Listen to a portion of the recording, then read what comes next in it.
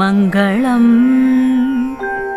सर्वमङ्गलरूपाय श्रीनागेन्द्रनिवासिने गङ्गाधराय नाथाय श्रीगिरीशाय मङ्गलम्।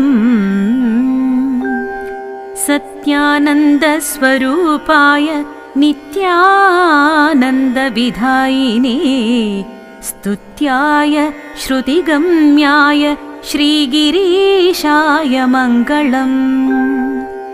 मुक्तिप्रदाय मुख्याय भक्तानुग्रहकारिणे सुन्दरेशाय सौम्याय श्रीगिरीशाय मङ्गलम्।